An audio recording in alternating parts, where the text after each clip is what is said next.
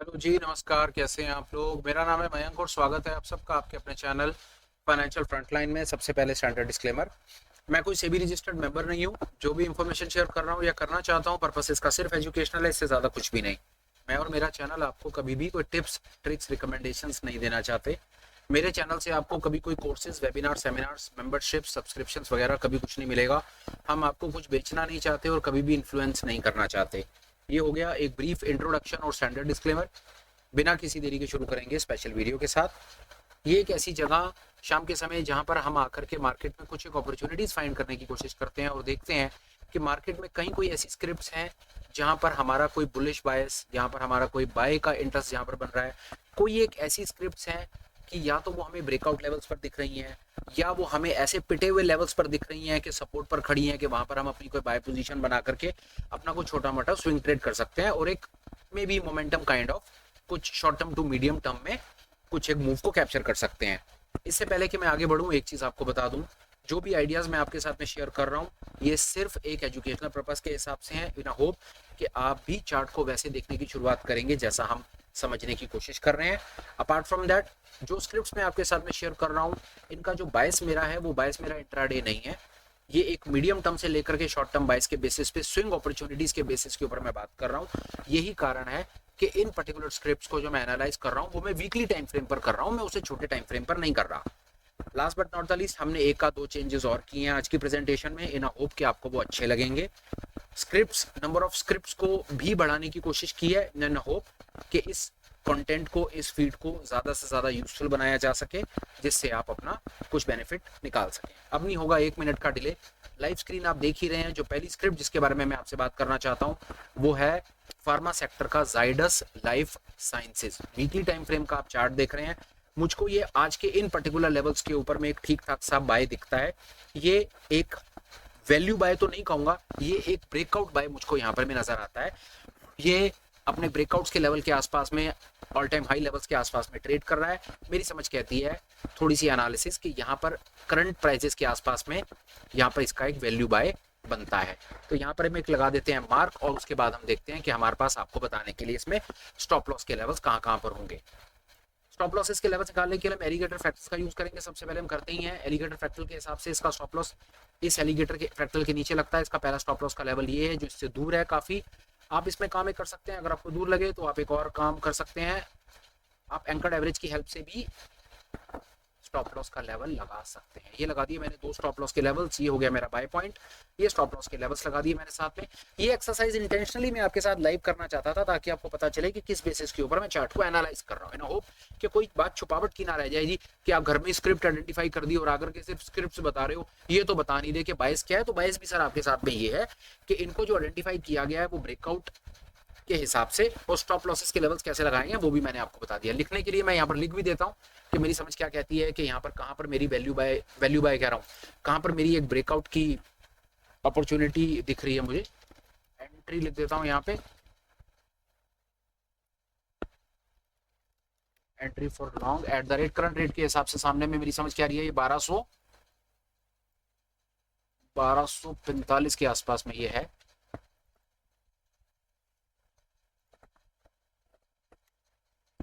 ये आ गई लॉन्ग की एंट्री। ये स्टॉप लॉस है, स्टॉप लॉस का लेवल 1025 है और उसके बाद 928 है।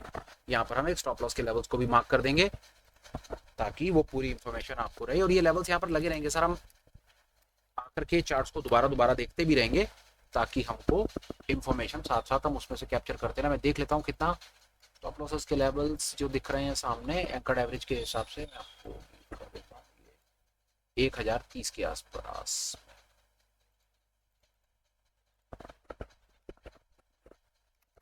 1030 का स्टॉप लॉस का लेवल है। नीचे वाले लेवल्स बहुत ज्यादा दूर है, उनका कोई खास नहीं, वो लगा हुआ जरूर है, आप उसको रेफरेंस में रख सकते हैं, पर फिलहाल के लिए मेरी समझ कहती है कि ये लेवल ही है। उस अगला लेवल तो और 928 के आसपास में है। तो एक चीज हुई। अब हमने अभी तक आपसे बात की कि जाइडस लाइफ साइंस है। जाइडस लाइफ साइंस के ऊपर में हमको ये सामने कुछ बायस नजर आता है। यहाँ पर एक लॉन्ग एंट्री जो मैंने आपसे ब्रेकआउट के हिसाब से शेयर कर दी। अब एडिशनल मेरे पास और आपको बताने के लिए क्या है, जो हम एक और कोशिश हमेशा करना चाह रहे थे, जिसकी हम आज शुरुआत कर रहे हैं। मूल आधार मेरी अपनी एनालिसिस का चार्ट रीडिंग और टेक्निकल एनालिसिस ही है, पर मैं समझता हूं कि जब हम मिड टर्म या शॉर्ट टर्म के ऊपर बात कर रहे हैं, हम कोई चीज खरीद करके रखने की बात कर रहे हैं, तो एक बार को हमें कंपनी के फंडामेंटल्स पर भी जाना चाहिए, हमें देखना चाहिए कि कंपनी के फंडामेंटल्स क्या कह रहे हैं, कंपनी कहाँ स्टैंड कर रही है, क्या कहानी है, क्या नहीं है, क्या माल बेच रहे हैं, क्या प्रॉफिट बना रहे हैं, कितना रिटर्न निकाल रहे हैं, कितना कैपिटल पे रिटर्न है। ये एक छोटी सी कोशिश आज हम और आपके साथ में शुरुआत कर रहे हैं, इन अ होप कि आपको ये इन्फॉर्मेशन भी काफ़ी हेल्पफुल रहेगी। उसके लिए मैं जो साइट सामने यूज़ कर रहा हूँ वो साइट टिकर फिनोलॉजी आप यूज़ कर सकते हैं। आप यहाँ पर डालेंगे, इसको सर्च करेंगे जायडस लाइफ साइंसेज, तो जायडस लाइफ साइंस की वैसा भी पहले पेज पे ना पूरी कहानी निकाल के दे देगा, पूरा का पूरा इसका मोटा मोटे वाला पोस्टमार्टम आपके सामने दिख जाएगा। वेरी हेल्पफुल इंफॉर्मेशन, देखना शुरू करें तो इससे बेनिफिट ये होगा कि आपकी फंडामेंटल एनालिसिस पर भी तैयारी शुरू हो जाएगी। चार्ट रीडिंग तो कर रहे हैं, बहुत समय से कर रहे हैं, पर क्या हम कंपनी के फंडामेंटल्स को भी देखने की, कुछ समझने की कोशिश कर रहे हैं कि क्या मार्केट कैप है, क्या प्राइस टू अर्निंग रेशियोज हैं, प्राइस टू बुक क्या है, क्या क्या नहीं, क्या ये इतने मोटे मोटे जो शब्द लिखे हुए हैं क्या हमें इनका मतलब पता है या हमने कहीं इनकी समझने की शुरुआत की है, क्या है क्या नहीं। ये देखो भैया, ये कहानी है इसकी। सिर्फ अभी इनिशियल पहली क्लास में ना आप इस इंफॉर्मेशन को देख करके ना अपने आप को इसको अपने अंदर जाने दो, एब्जॉर्ब करना शुरू करो। 2-3 चीजें इसके अंदर मैं आपको बताऊंगा जो आपको मेरी समझ कहती है जहां से देखना चाहिए।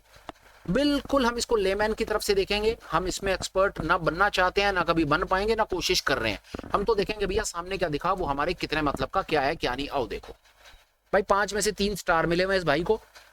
2-3 चीजें जो इनिशियली हमें देखनी है, मार्केट कैप देखना है, बहुत बड़ा मार्केट कैप है, कंपनी को छोटी मोटी टुच्चू मुच्चू कंपनी नहीं है, कोई पैनी वैनी कोई नॉनसेंस नहीं है, बड़ी कंपनी है, इतना करोड़ों का इसका मार्केट कैप है। 3 चीजें जो सबसे इंपॉर्टेंट देखने वाली, वो जो हमको देखनी है वो ये कि प्रमोटर होल्डिंग। भाई 75% जो पैसा कंपनी में है ना भाई, प्रमोटर के पास रखा हुआ है। प्रमोटर अपने पास इतना पैसा सोच करके रखो क्यों रखता है, उसको लगता है ना यार कि मेरे माल में दम है, मेरी कंपनी ऊपर जा सकती है, मैं इसको आगे महंगे रेट पर बेचूंगा। तो भाई ये कारण है कि प्रमोटर ने 75% पैसा कंपनी का अपने पास रख रखा है, 25% मार्केट में डाइल्यूट किया हुआ है, पहला। दूसरा, रिटर्न ऑन इक्विटी, बड़ा वर्ड है, 23.5% का रिटर्न ऑन इक्विटी नजर आता है। रिटर्न ऑन कैपिटल एम्प्लॉयड कि कितना पैसा लगाया उसके ऊपर कितना पैसा लगा करके कितना पैसा जनरेट करते हैं, ये रिटर्न ऑन कैपिटल एम्प्लॉयड होता है जो 23% है। फिगर्स हैं, फिगर्स देखो अभी आप। धीरे धीरे हम इसके ऊपर भी जब अपनी नॉलेज को एनहांस करने की कोशिश करेंगे तो हम इन टर्म्स को भी समझने की कोशिश करेंगे। फिलहाल के लिए देखने में सामने में ये एक शुरुआत, फंडामेंटल भी हम जब हम शॉर्ट टू मीडियम टर्म कोई अपॉर्चुनिटी होल्ड करने की बात करेंगे तो भाई फिर हम कंपनी के फंडामेंटल्स भी सीखेंगे। ये उसकी शुरुआत है। 10 सेकंड का फटाफट लो ब्रेक और बताओ कि ये शुरुआत आपको कैसी लगी, ये इंफॉर्मेशन आपको क्या लगता है कि आपको समझने में कि कोई माल आप जो उठा रहे हो वो काम का माल है, कोई गंद कूड़ा तो नहीं उठा रहे, ऐसा तो नहीं किसी की बातों में आकर के कोई कूड़ा उठा लिया है, वो काम तो नहीं कर रहे कहीं हम। तो ये इसके लिए शुरू किया गया है।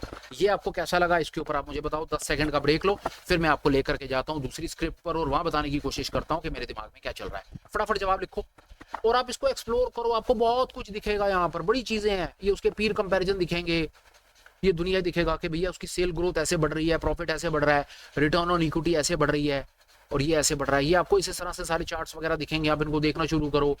ये प्रमोटर होल्डिंग दिख रहा है आपको, इसकी कंपनी की अच्छाइयां दिख रही हैं, बुराइयां दिख रही हैं। यहां से आप बहुत अंदाजा लगा लोगे कि कंपनी में अच्छाइयां कितनी, स्ट्रेंथ कितनी और लिमिटेशंस कितनी।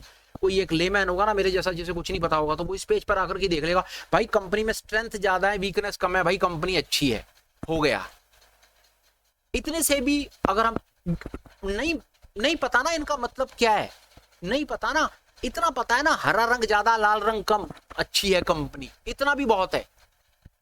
अंग्रेजी बाद में पढ़ लेंगे कि भाई हरे हरे पॉइंट ज्यादा है, लाल पॉइंट कम है, तो that is more than enough for us to like, for मेरे जैसे लेमैन के लिए बहुत है कि अंग्रेजी पढ़ूंगा बाद में समझूंगा भाई क्या है ये कंपनी कह रही है, प्रॉफिट में भी ग्रोथ है, इंटरेस्ट कवर भी कर रहा है भाई, मैन्युफैक्चरिंग और ये सब कहानी, ये सब बड़े बड़े नाम लिखे हुए हैं। इन पर हम, जैसा मैंने कहा कि with passage of time once we start understanding fundamentals, तो हम इसके ऊपर भी बात करेंगे और देखेंगे।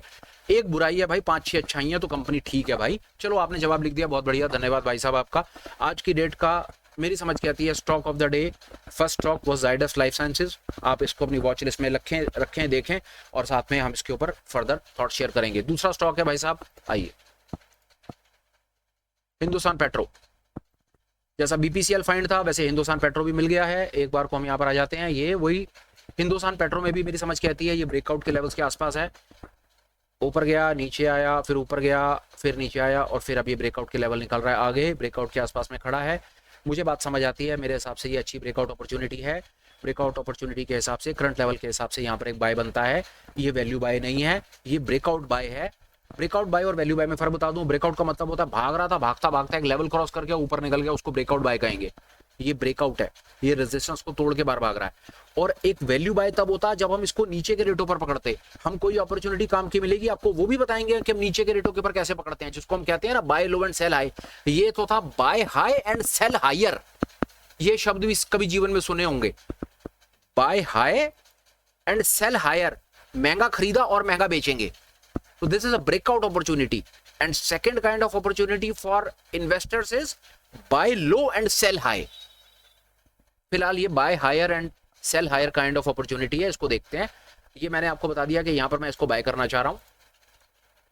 फ्रैक्टल एलिगेटर्स और एंकर्ड एवरेज के बेसिस के ऊपर मैं इनके स्टॉप लॉस के लेवल्स मार्क करूंगा। फ्रैक्टल्स के लेवल्स के बेसिस के ऊपर इसका पहला स्टॉप लॉस का लेवल आता है ये। ज्यादा रॉकेट साइंस है ही नहीं सर, फ्रैक्टल के थोड़ा सा नीचे हम स्टॉप लॉस लगा लेते हैं, कोई समझ नहीं कि हम इसके अंदर होते हैं, क्योंकि हमें पता है कि ये जो स्टॉप लॉसेस होते हैं ये स्टॉप लॉसेस डायनामिक होते हैं। और दूसरा स्टॉप लॉस लगा लेंगे हम एंकर्ड पे, और ये हमारे सामने हमारी एनालिसिस तैयार हो गई, सिंपल। तो ये हमारी एक लॉन्ग एंट्री है, यहाँ पर हम फटाफट जाएंगे और लिख देंगे कि हम लॉन्ग कहाँ कर रहे हैं। हम लॉन्ग कर रहे हैं इसको 398 के रेटों के आसपास में। तो यहाँ पर हम एंट्री लॉन्ग बना रहे हैं, माफ कीजिएगा, entry long at the rate 398।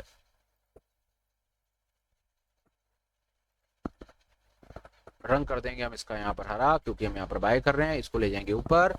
और ये कोई स्टॉप लॉस के 2 लेवल्स लिख लें, कोई बहुत ज्यादा दूर नहीं है, मैं आपको थोड़ा एक्सपेंड करके दिखा देता हूँ। ये एंकर्ड एवरेज होता है ना, ये भी एक बहुत भयंकर स्टॉप लॉस का लेवल होता है। आप इसको यहाँ लगा लीजिए, उसका लेवल आ रहा है 328 और नीचे 321, तो 328 वाला लेवल भी ठीक है। हालांकि 328 बहुत ज्यादा दूर है, पर आप एक चीज समझिए, अगर आपका ऐसा लग रहा है कि जो हमारे स्टॉप लॉसेस के लेवल आ रहे हैं वो बड़े ज्यादा दूर आ रहे हैं, तो उसका कारण है सर कि ये इंट्राडे सीन नहीं है सर, ये इंट्राडे नहीं है, ये buy and hold kind of opportunities हैं। और ऐसी अपॉर्चुनिटीज के सीन में सर स्टॉप लॉस के लेवल बड़े आएंगे ही आएंगे। पर मैं आपको अपनी तरफ से कोई ट्रेड लेने के लिए तो कह नहीं रहा, मैं तो कह रहा हूँ सर चार्ट लगाओ, सीखो, अपने स्किल को डेवलप करो और अपॉर्चुनिटीज अपने एंड पर अपने घर में बैठ के खुद फाइंड करो। मैं कैसे करता हूँ मैं तो आपको वो सिखा रहा हूँ सर, और मैं आपको कभी भी नहीं कह रहा कि आप मेरे कहने से यहाँ पर खरीदना शुरू कर दो। Stop loss at the rate 328, इसको कर दो, रंग कर दो इसका लाल, और ये लगा दो यहाँ पे, और ये स्क्रिप्ट यहाँ पर लग गई। और ये अभी तक की वो 5 स्क्रिप्ट जो हमने आपको अभी तक में शेयर कर दी, एनटीपीसी सबसे पहले, फिर डीएलएफ, फिर बीपीसीएल, फिर जाइडस और फिर हिंद पेट्रो। हम यहाँ पर ये सारी की सारी स्क्रिप्ट अपनी ऐड करते रहेंगे, और समय के साथ आकर के हम आपको ये भी बताएंगे कि हमने आपके सामने वो चार्ट्स लगे हुए हैं, लाइनें लगी हुई हैं, वीडियो डले हुए हैं, कुछ छुपावट है ही नहीं किसी भी तरीके से, कुछ नहीं। जहां खरीद रहे हैं, जहां पर बाय बन रहा है वहां पर बता रहे हैं, स्टॉप लॉस के लेवल्स लगा रहे हैं, ताकि कोई भी चीज सामने निकल करके आए तो तुरंत आपको पता चले कि जी हमारी एनालिसिस कितनी ठीक और कितनी गलत साबित हो रही है।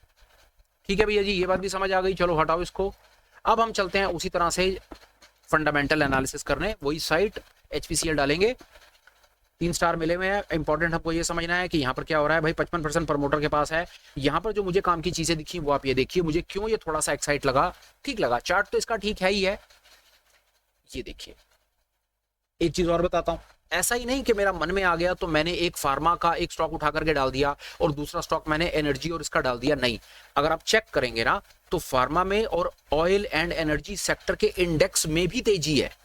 हमारी एनालिसिस वहां से शुरू होती है, पहले हम इंडेक्स को पकड़ते हैं, इंडेक्स को पकड़ने के बाद एक स्क्रिप्ट को पकड़ते हैं, फिर स्क्रिप्ट को पकड़ने के बाद उसके चार्ट को भी पकड़ते हैं, और फिर साथ साथ उसके फंडामेंटल को भी पकड़ते हैं।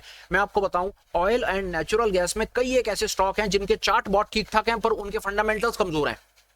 तो ये मैं आपको अपनी तरफ से बताना चाहता हूं कि हवा में बात नहीं हो रही यहां पे, ये सिर्फ वीडियो बनाने भर के लिए नहीं बनाया जा रहा है, ये चीज है। आइए चलिए, कई मेरे भाई हैं जो इंट्राडे नहीं करते, ऑप्शंस में नहीं करते, उनका आनंद होता है, वो काम करना चाहते हैं, स्विंग ट्रेड करना चाहते हैं, स्टॉक्स में पोजीशन बनाना चाहते हैं, बाय एंड होल्ड करके रिटर्न निकालना चाहते हैं। ये एफर्ट उन भाइयों के लिए लगाया जा रहा है। आइए यहां पर सबसे इंपॉर्टेंट जी, रिटर्न ऑन कैपिटल एम्प्लॉयड देखिए, रिटर्न ऑन इक्विटी देखिए 42% और return on capital employed 22.5%। Profit की ग्रोथ देख लीजिए, इतनी भयंकर ग्रोथ है प्रॉफिट की इसके पिछले साल में, तो इसलिए मुझे यहां पर कुछ दम लगा। तो ये मेरी तरफ से एक ओके काइंड ऑफ मुझे अपॉर्चुनिटी नजर आई। मार्केट कैप है, लार्ज कैप है, इसमें कोई बात, लार्ज कैप तो है ही है, हिंदुस्तान पेट्रोलियम, इसमें तो कोई बात ही नहीं है कि कोई पैनी वैनी को टिच्चू मुच्चू छोटा मोटा स्टॉक नहीं है। ऊपर नीचे करके इसको छोटा मोटा देखेंगे तो ये चीज भी आप देख सकते हैं कि क्या हो रहा है। एक चीज जो इसमें परेशान कर सकती है वो हमको ये कि इसके सेल्स जो है वो सेल्स के नंबर्स इसके पिछले नंबर्स के आसपास है, पर प्रॉफिट ग्रो कर रहा है, इक्विटी ग्रो कर रहा है, कैपिटल ग्रो कर रहा है इसका, और सबसे इंपॉर्टेंट चीज ये देखिए, हरे ज्यादा है, लाल कम है, कंपनी अच्छी है। अब ये जो लाल है ये EBIDT है, क्या है? अब आपसे सवाल, कौन फंडामेंटल एनालिसिस के जो हमने आज ये अपनी टेक्निकल एनालिसिस और स्विंग ट्रेडिंग में ये आपको एक एडिशनल वैल्यू देने की कोशिश की, ये आपको क्या लगता है? इस पर आप जवाब लिखिए, फंडा FA लिखिए, डैश लगाइए और उस पर आपको जो अच्छा लगता है वो आप लिखिए। हमें कंटिन्यू करना चाहिए तो यस लिखिए, कंटिन्यू नहीं करना चाहिए तो नो लिखिए। बताइए, FA लिखिए, डैश लगाइए, आगे यस या नो वो आप लिखिए। फिलहाल के लिए यार आज के स्विंग ट्रेडिंग स्पेशल में स्टॉक ऑफ द डे में मेरी अपनी थोड़ी सी समझ मुझे क्या कहती है वो मैंने इंफॉर्मेशन आपको अपनी तरफ से शेयर करने की कोशिश की। कंटेंट आपको कैसा लगा, ठीक समझें तो कमेंट करें, चैनल को सब्सक्राइब करने के बारे में विचार करें, कंटेंट को लाइक करने के बारे में एक बार एक थॉट दे दीजिएगा और ठीक लगे तो ये कंटेंट आगे शेयर कर दीजिएगा मेरे भाई।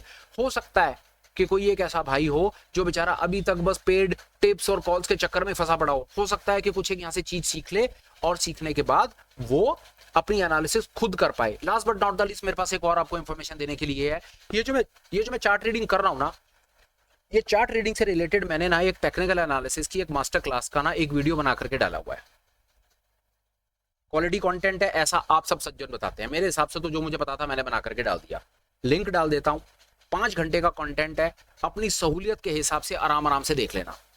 एक्चुअली में 7-8 वीडियोस का इकट्ठा कोलैबोरेशन है, वो 8 वीडियोस भी अलग से डले हुए हैं और उन 8 वीडियोस का एक कंसोलिडेटेड कोलैबोरेशन भी डला हुआ है। 5 आवर्स का 5 घंटे का टोटल एक नेट एक वीडियो है, पिक्चर है।